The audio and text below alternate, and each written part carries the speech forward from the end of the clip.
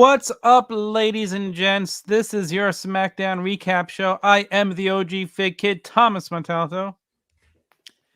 The Turnbuckle Tavern has come to terms with the release of Vince McMahon, Nick Khan, and the entirety of the WWE. We hope that you understand that this is only for budget cuts, and we wish them the best in their future endeavors. And it is now time to turn your attention to young Anthony of the Titantron. Man, I wish that was true. I'd love to cut Nick Khan and Vince McMahon right now. I'm sure we all would. Wow, that news tonight, and I don't know what else to say, but let's, we're here to talk about SmackDown, so let's talk about SmackDown. Take us through the show, Anthony. It starts off with we had Sasha Banks coming out. She's back. We saw her last week, and she's going right for Bianca.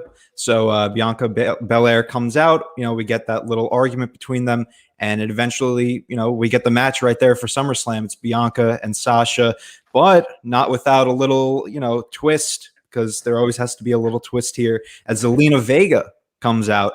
And she wants Bianca because, she's kind of been in the mix of things. I guess now that Carmella lost twice, she's kind of pushed to the side. And now we have Zelina Vega as the also wanting to get a shot at Bianca. So it was confirmed tonight that we were going to get a championship match between Bianca and Zelina. And then we would have Bianca versus Sasha at the pay-per-view.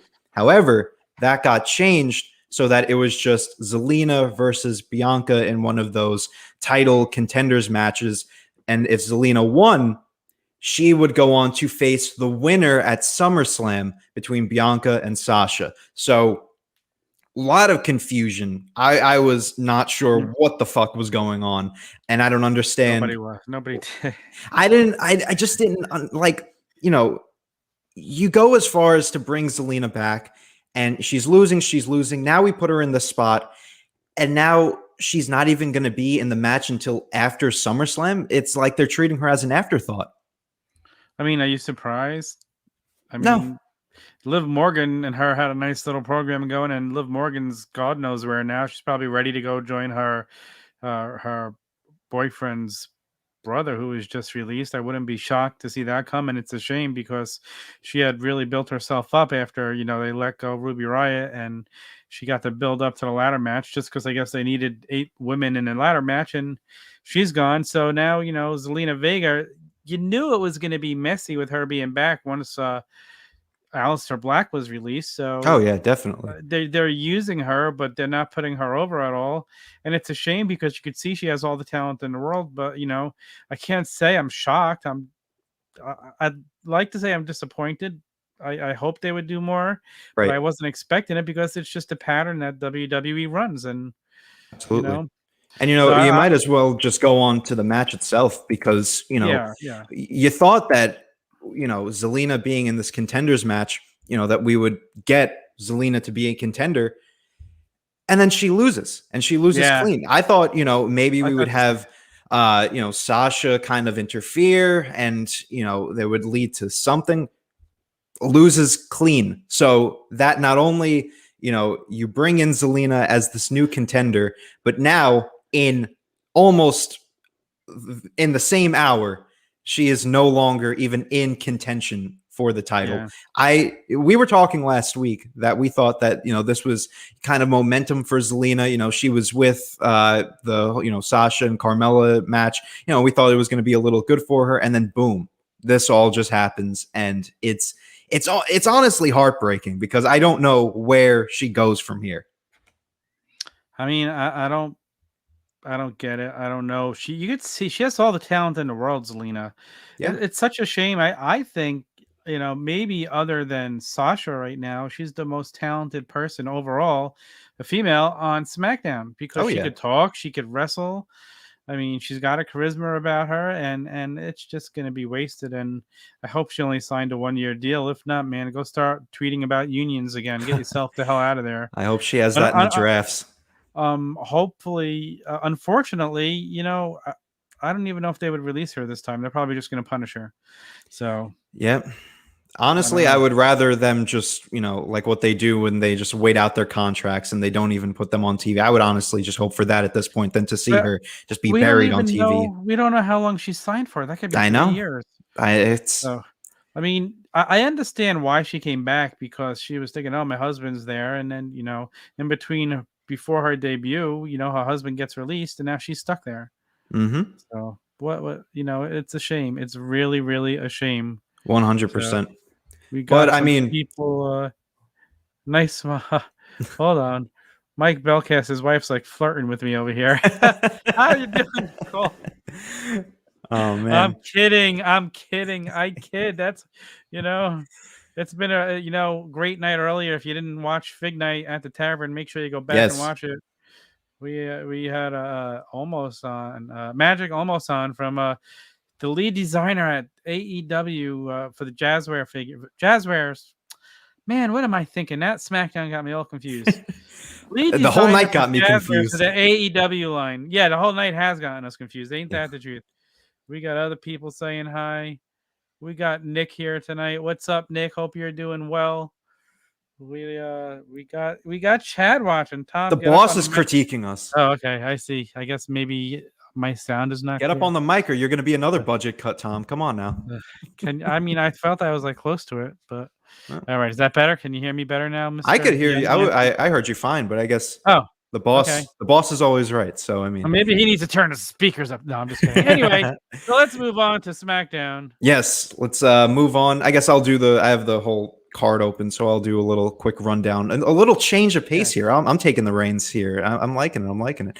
But regardless, we had a match: Jey Uso versus Dominic Mysterio. Same stuff as we've been seeing. Jey goes over. Pinfall of the I think we predicted this last week. I'm pretty sure we probably did. I think at this point, I was actually surprised. They've already confirmed this match for SummerSlam. I was expecting this to be like a day before type thing, but now, we keep going back and forth. Yes, we are. We really are. We're a whole family here at the Tavern. That's what makes it so freaking awesome. And I love everybody here. Definitely. But, speaking of family with the Usos and the Mysterios, nice little tie in there. Very good. I'm learning at what you do. I'm learning. I was surprised to see them confirm this match already. I feel like this is such a boring storyline of just, this one costs this one and this one costs this one. And it's just back and forth. So I'm expecting to see now Dominic beat the other Uso next week, because that's just next up in the chain. So, I mean, programming that makes no sense. Yeah. I mean, I'm hoping that this leads to a stipulation match, because if you have this, I mean, that's the only thing that I could see kind of saving this program right now, because if you have just these two teams going at it back and forth with no real heat to it, you need something to spice it up. That's why I'm thinking like a ladders match would be something that could at least, cater to these four guys. They could work well in a ladders match, start off SummerSlam with a bang. That's the only thing I'm really seeing right now. But if we're seeing Jey Uso beat Dominic with the top rope splash and, interference, it's just not interesting to me at all.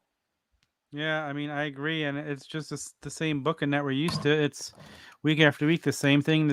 Like AEW has spoiled me in the fact that I guess I usually didn't mind all these rematches. I'm tired of it now. I don't want to see it every week. AEW never does a freaking rematch from one week to the next. No. I mean, you could count on one hand probably the number of rematches we've seen in AEW. Like you had Moxley fight Omega a couple of times, but look how far apart they were. Exactly.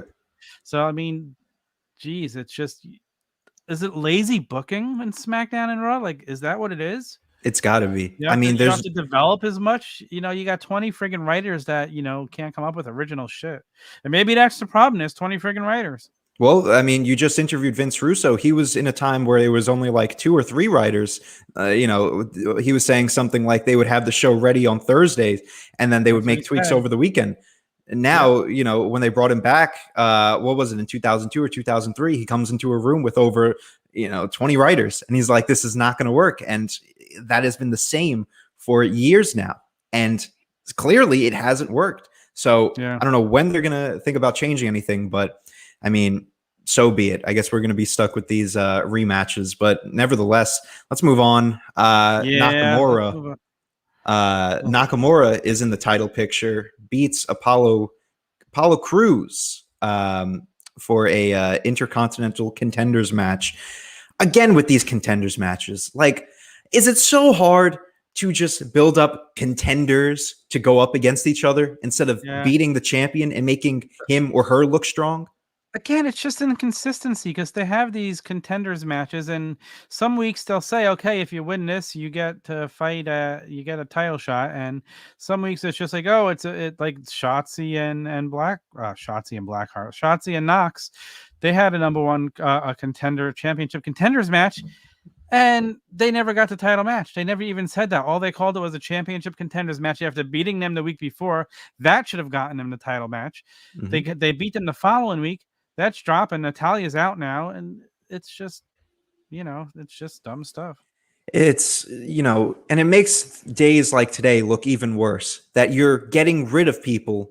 Meanwhile, now you're in a situation where you have a small roster to the point where you have to have your challengers go up against the champions. So once you get to the pay-per-view, that match, even tonight, Shinsuke and Apollo, if they do this at SummerSlam, it's already going to be a rematch. It's already something that we've seen. And especially now that you have fans back, there is no way that you could start putting on rematches on pay-per-views. You need fresh matches. You need interesting stories.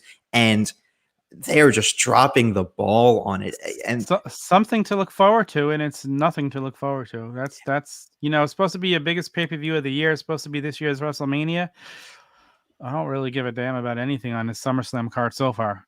I don't either, and it sucks because I'm looking forward to seeing Shinsuke get this opportunity to win the title because with everything that they've done to build him up a little bit, with giving him Rick Boogs and the guitars and all this King Nakamura, whatever you want to, whatever. Although it hasn't been perfect, they've been putting interest towards him because they see that the fans are singing the song. They're interested. They're hot. Last week he was on fire in that 6-man tag, and now we've already seen the match. Who even knows if he's going to beat Apollo at this point? Listen, he's got to beat Apollo. This reversion, the repackaged Apollo's terrible. It's over. It needs to go. Definitely. So let him lose. Let him get repackaged again. Let him hit his head and lose his accent again. I don't know. I'm sorry, but I can't even stand Boogs. It just turns my stomach every time I see him come on. Yeah. I guess the fans are eating it up and liking it, and Pat McAfee likes it, but I can't stand the guy. I don't find anything entertaining about it. I love Nakamura. I want to see him get a good push. I mean, nothing against Nakamura. He's a tremendous talent. I want to see him get what he deserves. So, just my opinion. No, yeah, and you're definitely right. I mean, Boogs is just, he's entertaining to a certain extent, but he's just such a weird matchup with Nakamura. And maybe they'll go somewhere with it. I doubt it. But if they're going to give him the title, then I guess this is something to make him more appealing to management, that they'll keep him going. Now that, I'm sure Vince is laughing his ass off seeing Boogs and McAfee dancing. So, whatever that may be. Vince loves that shit. Vince 100%. This is good shit. This is good shit, damn it. You get rid of the word. This is shit. That's all it is. Exactly. Sorry. But anyways, let's move on to something that wasn't shit, and that was Paul Heyman's promo, because he, I love that we only hear Paul Heyman talk. Roman's been doing the most of the talking ever since, for the better part of a year now. But I like that Paul only talks once in a while, because when he does talk, it means a lot, because he puts so much into that time that he has. Tonight, he drew the comparison to Tampa Bay with Tom Brady. I thought that was great. And just that whole promo. And then all of a sudden he turns the corner and there's Big E just with the Money in the Bank laughing. And I love it, but I just don't know if they're going to go with Big E cashing in to Roman.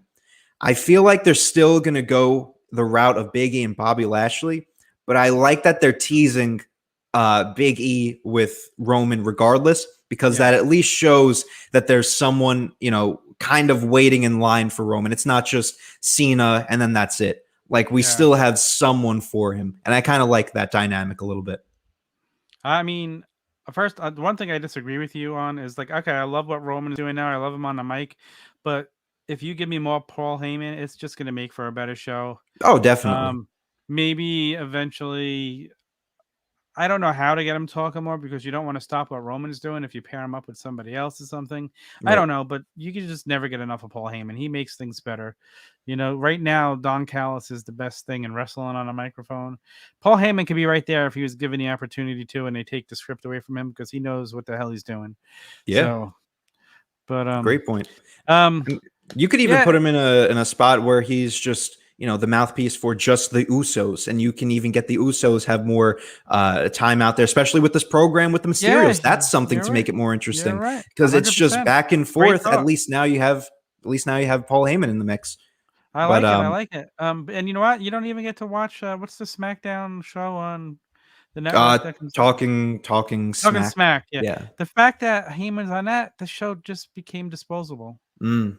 Absolutely. Yep. I mean, he was so entertaining on that. I don't know what they were thinking by taking him off of it, but I don't get it. It is what it is. They want more McAfee. That's really what all it comes down to. But regardless, we're going to move on to another women's segment. It was Tegan Knox. She got her first name back, so I guess that's a good sign. But she went against. Oh, they listened and they listened. However, she is still Shotzi. She's not Shotzi Blackheart. So I don't mind Shotzi as much. I like it. It kind of it's different. I mean, I guess. Yeah. I mean, I like Shotzi Blackheart, but Shotzi alone isn't terrible. Tegan Knox just has a ring to it. Yeah. Like not everybody just needs one name. Right. Exactly. I'm going to change my name just to The and get rid of the OGFigKid. Oh, man. I don't know if I should change my name to Young. I don't know if that was... there you go. But anyways, we had Tegan Knox going up against Tamina tonight. And shenanigans with the tank with Shotzi leads to Tegan getting the win in a sneak roll-up to pin one half of the tag team champions. Another roll-up. Another one. I feel like DJ Khaled, another one. Does WWE not realize that that's a crutch they use to just end matches and it's got to stop? I don't want to keep seeing roll-ups. Every friggin' episode of Raw and SmackDown, there's at least one roll-up. It'll never end. No, when was the last time you saw, you know, we keep drawing the comparisons, but when was the last time you saw, did we see a single roll-up on AEW this past week? Nope. Did we see a single one the previous week? Nope. Anything in July? Nope. I don't think so. But, you know. Lazy booking. They keep doing it. It makes not only it makes your challengers for the tag team titles, it makes Shotzi and Tegan look weak because they can only beat them with a roll-up after they just pinned them clean. What was it, 3 weeks ago? Yeah. Now all of a sudden they can only roll them up. Like, come on. Yeah. You can't just flip flop like that. However, I do like that, you know, Shotzi and Tegan got screen time tonight. Not just a weird backstage segment or nothing at all. But again, no Toni Storm. Still no. I was just about to say that. No Toni Storm, no Liv Morgan. I don't know what they're doing with them. You can't, like, Toni Storm comes up to the main roster and all of a sudden she's just gone. I figured they would at least do. You've had 2 weeks to build up her with promo packages if you weren't going to put her in the ring, but now they have just completely done nothing with her. You know, I don't know where they're going to go with that, but maybe they're holding her off until after SummerSlam so that she could challenge for the title. That's wishful thinking from my end. But, you know. I mean, it sounds good, but you never. I mean, who knows? It sounds good. You never know, but no. Let's talk about something positive as we have Edge in the ring cutting a good old promo. And then Seth Rollins comes on the screen. Also, a quick little note that I actually liked is that instead of how they have just the big screen, and they used to just put like whatever was, you know, like let's say Seth Rollins tonight, like he would just be like a rectangle on the big screen. Tonight they have like a nice little like graphic for him that almost looked like a Titantron. pun intended. It looked much more presentable, which I liked. But in that case, just bring back the stage. But the screen's a cool visual, though. I will give them that. I'll tell you what, I love the HD screen, but damn, you need a stage there. How's anybody ever going to get thrown off that? Yeah, I know. I mean, it's a cool visual. I just don't like that they look so small in like the huge screen. Be higher. You can have an HD screen with the same type of stage they used to have. Yeah, absolutely. But the HD is sharp. I like the HD, but if I had a choice, HD or the old stage, I'd go back with the old stage just because they felt like, they were elevated up or something. I don't know. Yeah, you're definitely right. But, the focus, however, was on Edge and Seth. And, they're going back and forth. Really great promo. Edge really just tearing into him at the second half of the promo, where he's just, mentioning that he's eliminated him twice in Royal Rumbles back to back. Now he keeps mentioning 2014, but we haven't seen it yet. Like, we haven't seen like a flashback to it yet. And he keeps just mentioning it. I don't know. I feel like Ambrose in a shot. No, actually he's not. It was just it was the Authority and maybe was Christian there? I don't know. Maybe that's the reason why. But they keep alluding to the 2014. So he keeps giving him a reason. Seth brings up his family, which Edge goes crazy about. And this all leads to officially getting Edge versus Rollins at SummerSlam. What were your thoughts on the promo? It was a good promo. I mean, anything Edge does is entertaining. It's a throwback. It's Edge. Yeah, it's definitely. Edge. He's not being scripted. Mm-hmm. I enjoyed it. That was one of the things I enjoyed about tonight's show. And Seth Rollins, I'm still enjoying right now. Oh, yeah. I mean, my rating system, as we went over on AEW Dynamite Discourse, tonight, this was one of the only full points that I gave. Everything else was close to a half a point to no points at all, which is very telling of what this grade is going to be in a few minutes. But, I love what they're doing with Edge and Seth. I wonder if we're going to get Edge in the ring leading up to SummerSlam. I feel like it's too soon at this point, but it feels weird not to have these guys, in a match at all. Maybe we'll have Seth kind of do a match. Well, I just mean we haven't really seen Seth in the ring ever since we started this Edge program. At least from what I'm remembering. So it feels weird. Just, they're doing well with the promos. Don't get me wrong, but just to see Seth in a ring would be a little refreshing than just doing the same Edge and Seth every week. Repetitive booking. It seems to be a trend tonight. But I like the promo. It was really great. Like I said, one of the highlights of the night, and they're keep getting me invested in this match. It's one of the matches that I'm heavily invested in for SummerSlam. The rest of the card is another story. But it's actually probably the match I'm most looking forward to. And it has the most history. It's probably going to be the best match on the night. And probably. There's no reason to not be hyped for Seth and Edge, and I'm sure they're going to tear the house down. I concur, young Anthony. I concur. Thank you very much. However, we move on to the Street Profits versus Ziggler and Bobby Roode. So tell me what you thought of this match. Anyways, let's move on. To be serious with you, the Street Profits won. You know what I don't like? Dolph Ziggler has been on social media for a while now, kind of complaining that he doesn't have any merch on the WWE shop. Well, either today or yesterday, I forget, the Dirty Dogs, as they're calling themselves, with Bobby Roode and Dolph Ziggler, they got a new t-shirt. And what are they wearing tonight? Not the new t-shirt. So how are you going to complain and not wear your own t-shirt? So actually, I'm very happy that they lost tonight. Wear your own merch. And don't complain about it. That's a young maybe they didn't have it there. I think they're still stocked up on the Fiend merch, so they couldn't get any room for the Dirty Dogs. Did you see that they were selling the Fiend merch at on Raw? And also the brand new Braun Strowman shirt.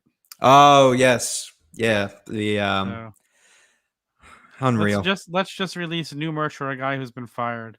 Oh yeah, why not? Why not? We always have to. I believe we have a comment in the chat as I pull up what the next segment was, because I don't even remember what it was. Don't worry about that comment. Yeah. We're moving on. We already talked about the women's title match that turned to a contenders match that turned to a Zelina burial. So we'll move on from that. And then we get, we're already on the last segment. This show flew by. I will say that it was a very fast show. As we have the Lone Wolf, LOAN, Lone Wolf, Baron Corbin going up against Finn Balor. The match itself was not great. It was a quick little match. Finn won. We even had some mic work from Corbin at the beginning to kind of keep the story going. But Finn won. And then, of course, your tribal chief, universal champion, comes out, heads to the ring. And Finn, they're kind of just talking back and forth. Roman doesn't really see him as a challenger. Finn pushes him out of the ring, does his little taunt. And then the Usos attack Finn Balor. Finn Balor kind of fights back, but Roman, in the end, stands on top as the copyright logo pops up in the lower left screen. And we close out yet another edition of Friday Night SmackDown. Tom, what were your thoughts on this final segment? I love the fact that Finn referenced that this is not the same Finn from 3 years ago, because it's actually, bringing reality back to what we need. Reality. I said that to Vince Russo. Vince Russo said it to me. I actually said it to him first. If you go back and listen to it on his sessions, I said wrestling is best when there's reality. And then he came back when I asked him what needs to be to fix it. He said reality. So we're on the same page there. But yeah, like he referenced it. Stop laughing at me, young Anthony. Oh, I'm always gonna laugh. Okay. He referenced that, which is awesome because he is a much better version of Finn Balor. Oh yeah. I mean, I guess that closing segment was fine for what it was. Yeah, I mean, like I said last week, I think an NXT run for Finn Balor was necessary. I think that is a perfect, pretty fair assessment of the Tonight Show, Nicole. Yep, it was pretty. Unless you're talking there. about me and Anthony's show, because then that's not good. Oh well, that's I mean, I kind of save it from being that, but hey, hold on. I can future endeavor you. No. Budget cuts. You're too entertaining. Thank you. You too. That's why we work. But yeah, I mean, like I said last week, there was no way that you could convince me that a 2017 Finn Balor would work in this situation where we are right now. Finn needed this repackage. He needed this new edge to him. And, it worked tonight. I think the final segment was great. The only thing that I didn't really love about it was Cena wasn't there. However, he was on the dark match fighting with the Mysterios against the Bloodline. So he was in the building. However, a story with Roman Reigns and Finn Balor and John Cena was not on the TV show tonight. So that is why I didn't really love the segment, because you knew that it could have been a lot better and it would have made more sense if Cena was there. But I don't know, maybe it has something to do with his contract that he's only allowed to be on TV a few times. But he's there. Yeah, to be on, or at least a video package or something. He was just thank you very much.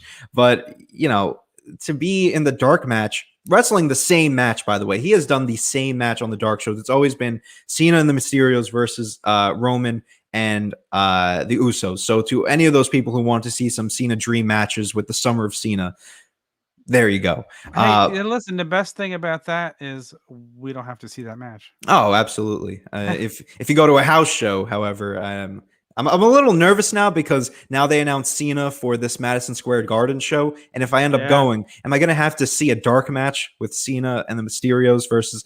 I really don't want to see. I really hope that doesn't happen. But I think Cena's going to be on a show, on a SmackDown show. I don't know. We'll see. I hope so. I mean, did you see Cena's comment about winning the title? No. What did he say? He was interviewed somewhere, and somebody said you only signed through SummerSlam, and he goes, I'm gonna have to find a way to defend the title when I beat Roman at SummerSlam. So, which was kind of fun thing that he dropped that. Yeah, I like that. I don't think he's gonna win, but I don't think so either. Makes it a little believable, Yeah, I mean, I like it, and Yeah, I mean, you don't want to immediately shut down the possibility that Cena's going to lose. That's why I think it makes sense that they're including Finn in this, because although the program of just Roman and Cena would be great, I feel like it's just you're leading up to a predictable outcome. You have this great mountain climb, and then it's just boop, like Roman wins, and we all know it. So to include Finn, it's now making it a little more intriguing. But the question now becomes, what are they doing with Finn? Because if we're going to close out the show with Roman and Finn, I'm kind of thinking, well, I kind of want to see Roman and Finn at SummerSlam now. If you're not going to show me Roman and Cena together, if you're not going to show me Cena and Finn going at it for Roman, I kind of want to see these two guys go at it. So, I mean, unless we're going to get Roman and Finn before SummerSlam, and then we get Roman and Cena at SummerSlam, where does Finn fit into all of this? It feels like putting a square block in a circle hole. It just doesn't really. You're right. We're trying to just jam him into the situation, and it's not really working. Well, I'll tell you what I like about it is the fact that it leaves me wanting for Finn versus Roman, right, or something after SummerSlam. Mm-hmm. Definitely. I don't have a problem. I really don't have too much of a problem with that. I really don't want to see it before SummerSlam. Roman beat him and it be over. Yeah, no, you're definitely right. I mean, you would think that tonight fans would be interested to see Finn and Roman. However, the fan reaction tonight, these two were having a stare off, and they were cheering for John Cena. So, I mean, that just goes to show you that the fans at home can say whatever they want on social media. Whatever the WWE cares about is what is being presented on TV. If the fans cheer for Goldberg and Cena, they're going to give them Goldberg and Cena. That's all it comes down to. We could talk about, how we don't want to see Goldberg all we want, how we want to see Roman and Finn. Whatever is being cheered in that crowd without video and streaming and whatever, and no pictures at the end of the day. Did you see that tonight, that they weren't allowed to take videos in the crowd? Oh, Mike Belcaster went to Raw on Monday and they did the same thing. Did they? They were confiscating phones and making wow. Yeah. That's actually interesting, because a lot of people were saying that they thought that it was just they weren't in the same arena. They were in Chicago on Monday and Tampa tonight. Yeah. Yeah, it's not. No, there's actually signs up about recording and stuff. Like if you do a reality show, when you're on a set of a reality show or in a situation where a reality show is being filmed, where it tells you you're not allowed to do any of that stuff on Monday. So I don't know what WWE is doing, why they're doing that, but they don't want people to hear CM Punk chants and "We Want Wyatt's" because they're going to edit them out. That's exactly what it is. Texting me them all night on Monday anyway. So it's an interesting time to be a wrestling fan. I think we can put it at that. It's an exciting time if you're not watching WWE. I mean, I feel truly disappointed about SmackDown tonight. I would be very disappointed if we were having this time in WWE without all other alternatives. Like if this was the mid 2010s where it was just this or Impact. Or if you can find an illegal stream of New Japan for their pay-per-views. Like you have other alternatives now, and I think that makes this a lot more of an enjoyable time to be a wrestling fan. Let me ask you a question.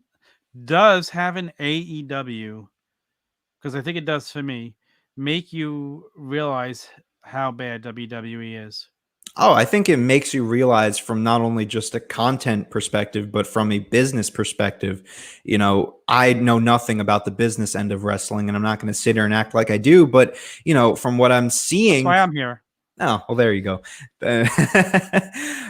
From what I'm seeing and, from putting two and two together, it's obvious that the WWE is not running a very, as professional of a shop as they want to portray themselves to be on the TV. And you're releasing people left and right. You are not activating no compete clauses. You're forgetting people's contracts are up. Yeah, I'd say you hit the nail on the head with that one. And not even just that, but now you're starting to see some of the biggest free agents not even considering the WWE. I was thinking about this the other day. Whenever I heard news years ago that someone's contract was expiring, I used to think, okay, that really means nothing. They're going to sign back with WWE for another 3 years.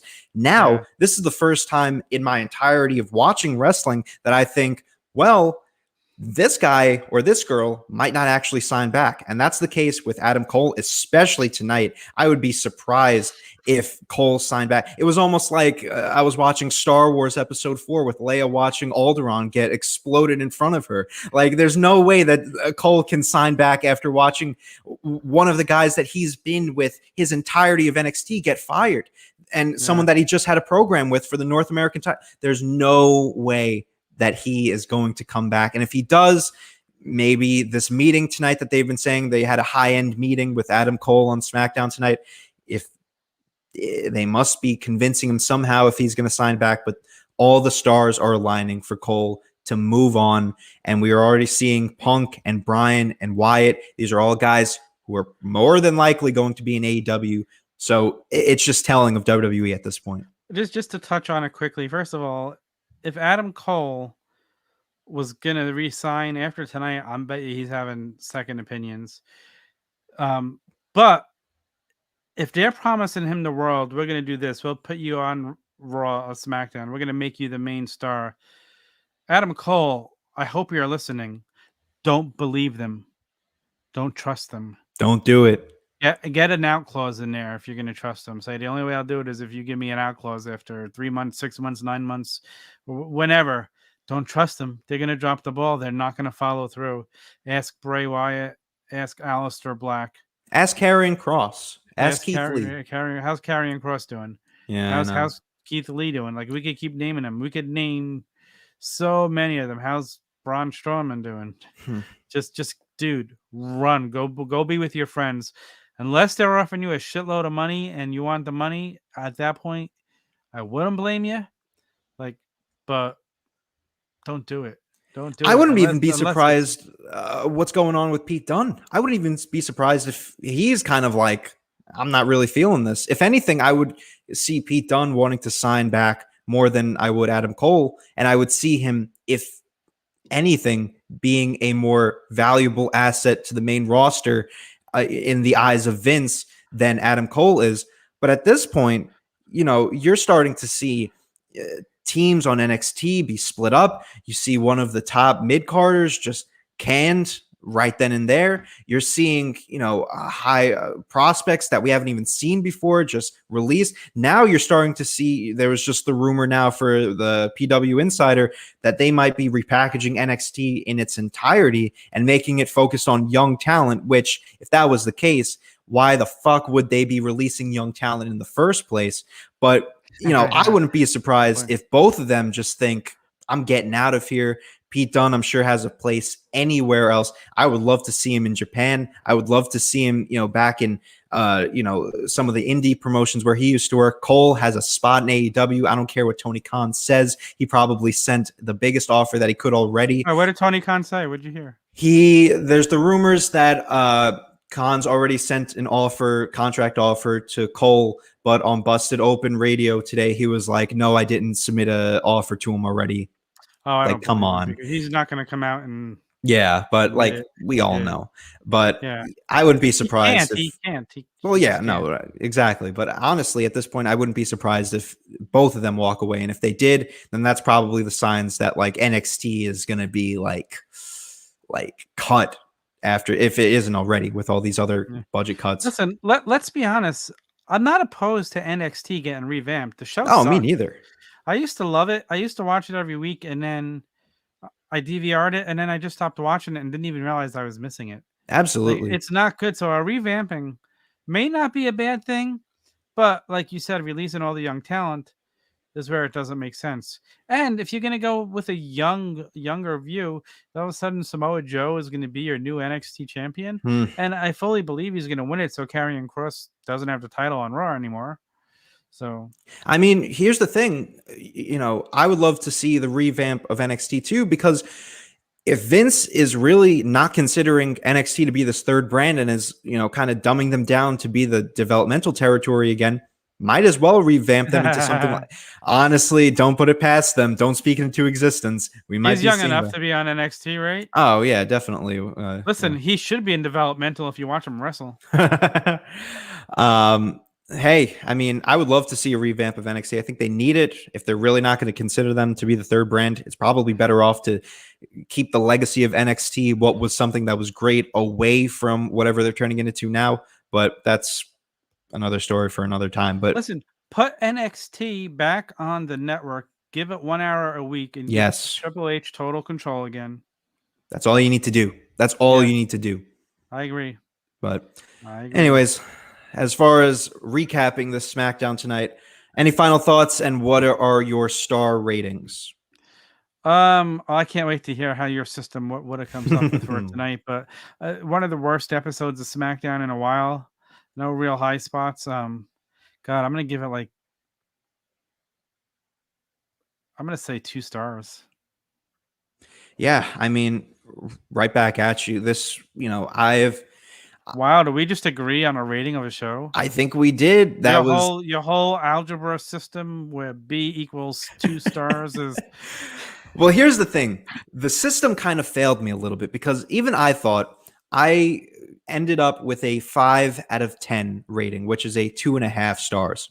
But after tonight, I couldn't even pay attention to the show without thinking just how bad this whole situation is. That we just saw over 15 wrestlers get released during a show. So I had to take off a 0.5 star right then and there. So I gave it 2 stars as well. I wouldn't even be surprised if I knocked it down to like 1.5 tomorrow. I was looking forward to tonight because I thought that we were going to get a decent show, a good show of what we're silly boy. But you silly young boy. After the week that we've had in wrestling, we needed a good SmackDown, and we just did not get it. Looks like NXT is about to get canceled on TV and be moved to Peacock. We just said that. We just mentioned that. That's what they need to do. 1 hour. That's all you need. 1 hour. Keep Triple H at the head of it. That is all you need. But after the week that we had of just a not great Raw, Dynamite, everything in between, there he is. He kicks that guy over. No, I mean, we could keep Finn. He could collect some more titles. Oh, true. But hey, what about Kenny Omega versus Finn Balor in a match? Holy shit, would that be a good match? There's so many Kenny Omega dream matches with just these guys that are free agents that too many to name. But Daniel Bryan, CM Punk, Bray Wyatt, name it. What about when he gets in the ring with Malachi Black? Oh man, too many. But I was really hoping for a good show tonight. We did not get that. This has been a shitty week of wrestling overall. Even Dynamite, I gave it a 3-star rating, and I'm sticking by it. I didn't think it was a great show, and I'm happy that my star ratings did not come up and say that SmackDown was better tonight, because then I think we would retire the star ratings, just like how WWE retires storylines by releasing guys before the storyline can start. But that's look, I'm making tonight's SmackDown a little better. Oh, there you go. Hey, I mean, bring in Edge if you got an Edge figure over there. At least that was something to look forward to tonight. Hey, change the background to get the Dynamite Discourse logo in the corner. I think then we'll have a better show to look forward to provide. He just did the coffin drop on somebody down here. Oh, he did the coffin drop on the show. But yes, yes, he did. Yes, but yes, 2 stars from me as well. I really hope they pick up things with these next 2 weeks. We need something for SummerSlam. This card is not looking that great besides Seth and Edge and Roman and Cena. I guess it's a marquee match, whatever. I'm not looking forward to Roman and Cena because we've already seen it. They need to get me invested, and they haven't really done it yet. The contract signing last. Why should we be invested when we know Cena doesn't have a chance of winning? That is very true too. I think there's no way to look around that, and I think that's what. True. I've been around the block so many times. I mean, that's why I think the inclusion of Finn is interesting, but it's not going to save it. But no, it's not. So 2 stars from me as well. Yeah. And let me ask you a question. Yes. Mike Belcaster said to me after we went off the air on Wednesday, Anthony hated Dynamite tonight. Did you hate Dynamite Wednesday? Did I hate Dynamite? No. I don't normally hate AEW shows. I think they're always solid shows. I think I just didn't like it because I have already set a standard of this past month in July that every show so far has been like perfect, and not every show is going to be perfect. So Dynamite this past week was like a decent show. I gave it a 3. A 3 is a 6 out of 10, which is a passing grade. So I mean, it wasn't just the last match alone gives it 3 stars. Oh, well, Malachi Black versus Cody. I've watched it 5 times so far. Yeah, I mean, Cody's storytelling at the end. It was really, really good. I will give you that. Trying to get heat on Malachi by him coming out and taking the boot and hitting him with the crutch, which is not going to work because Malachi's over. Just live with it. Yeah. But keep booking him the way you're booking him. Don't change anything. But I mean, also from my end, I wasn't into the Christian match. I'm also not looking forward to Christian possibly being an All Out. The Hoovy match was not for me. No, I wasn't really into it. I mean, it was. Yeah, I mean, you can be honest. I didn't hate it. I definitely did not hate it. There was a lot of just meh on the show. Like I said, the first hour was not good for me. Like I didn't like the first hour, but the second hour when they picked up with the Miro match and even the women's match, which I praised, and of course the final segment, that was all great stuff. And that's where most of the 3 stars came from. Miro himself, God's favorite champion. There he is. He had to make an appearance, and you said Miro. He's here.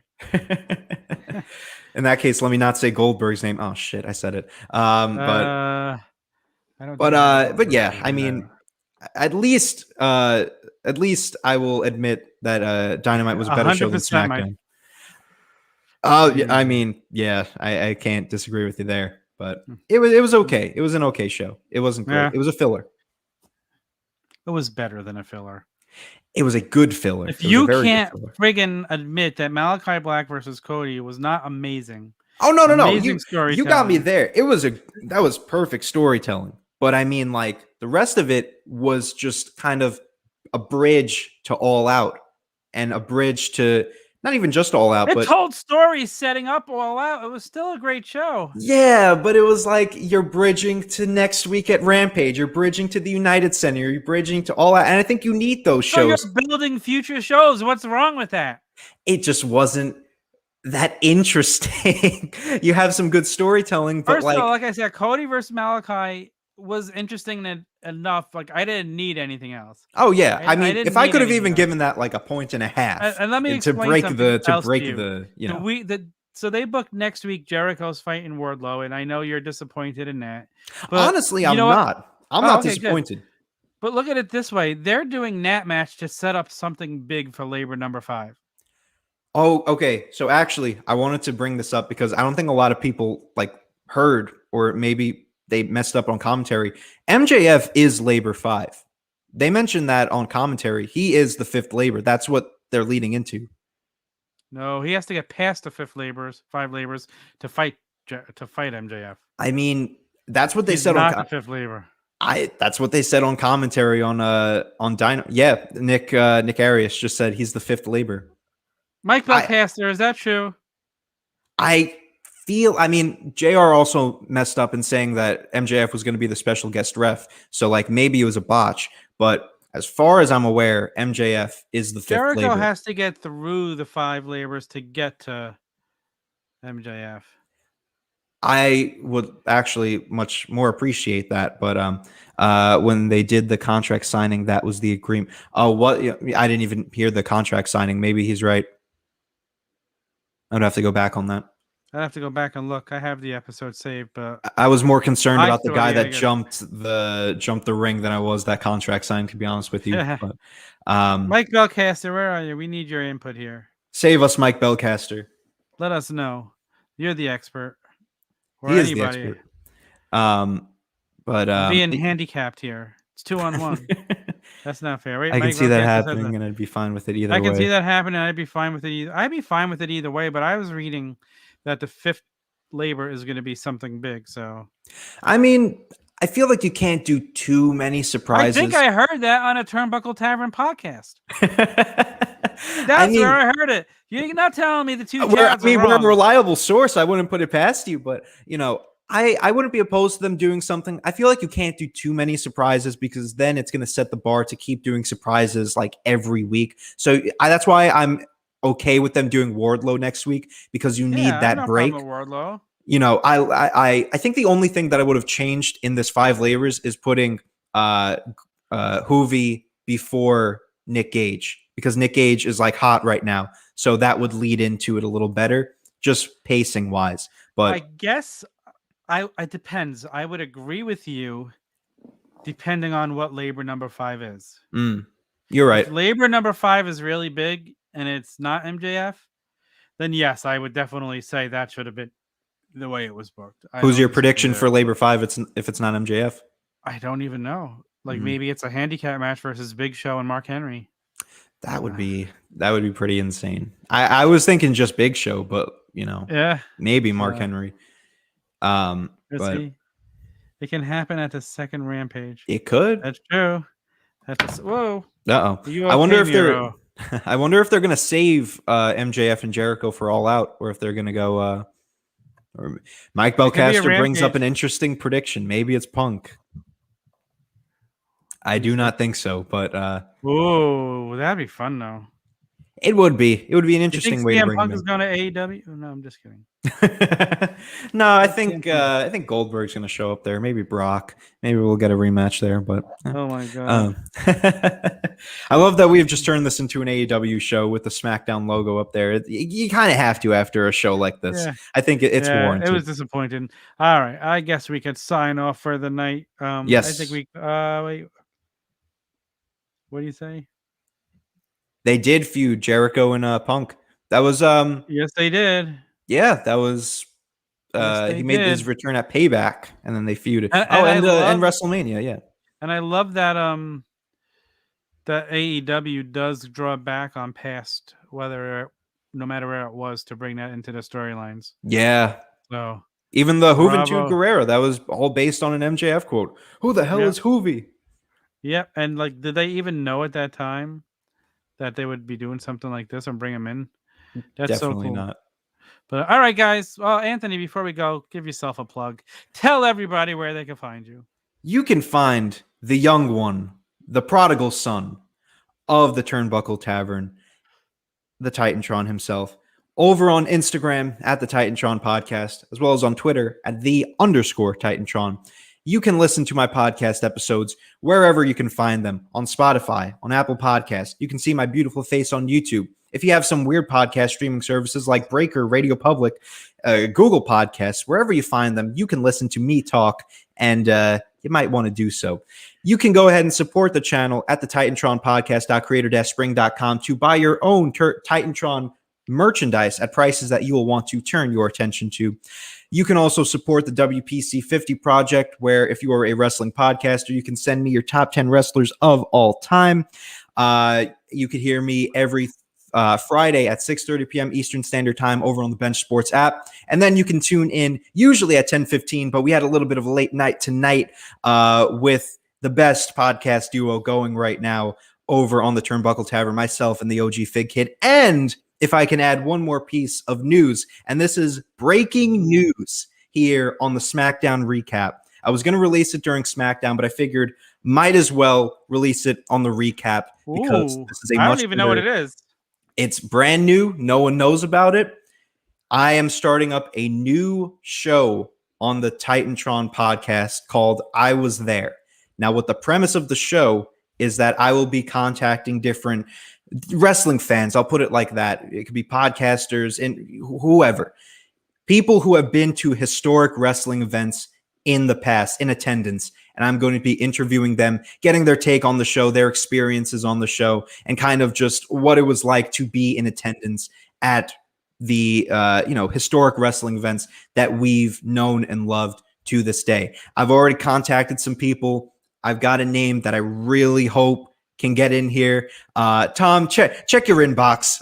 It might have gone to spam, but I have contacted a few people. One guy that I'm hoping I could get on for the first episode. It's a big name, and I'm going all in on it, but you never know. You always got to tune in. So I hope that you enjoy the show once it starts. Tom, of course, I'll have you on. So I'll be contacting you very shortly. Get my message. Yeah, well, and you can go ahead and turn your attention to the Titantron. And thank you again for always having me on. It's always a pleasure to be with the Turnbuckle Tavern.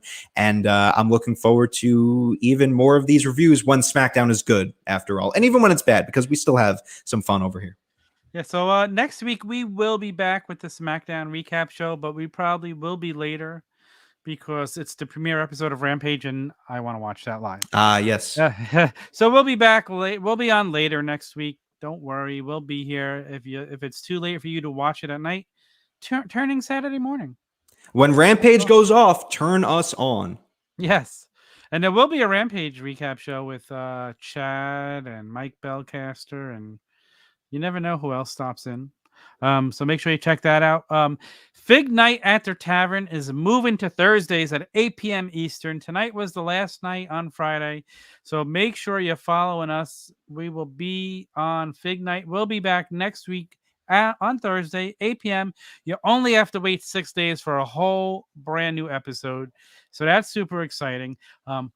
That way, we will be able to work with the SmackDown recap show pretty soon. Like, it won't be delayed because I'm too busy talking with people and like we are on Friday nights, and that's not fair to the show. Make sure you're following us. If you're on Twitch, Turnbuckle Tavern, make sure you go and follow Turnbuckle Tavern. Anthony, you're young. Do you have a Twitch? I do have a Twitch. Go follow Turnbuckle Tavern. I have already done so. You see, I got you on that one. When did you do it? I believe I did it last week. I have to double check. Oh, you're lying. As of yesterday, you were not signed up because I was looking at the numbers. Bitch. I'll do it. I'll do it when you send in your top 10 list. How about that? That'll be our wager. That's fair. It's not a wager, but just remind me to do it and I'll do it. Amen. Follow us on Twitter and Instagram. Twitter at TBuckle Tavern, Instagram at Turnbuckle Tavern. Go to our PWT stores, buy a shirt. We have so many new shirts. Go to the turnbuckletavern.com for all of our links. Make sure you're subscribed here. Hit the notification button up there. I think that's it for tonight, guys. Have a great night. Have a good weekend. Peace, love, and wrestling. Hit the wrong button.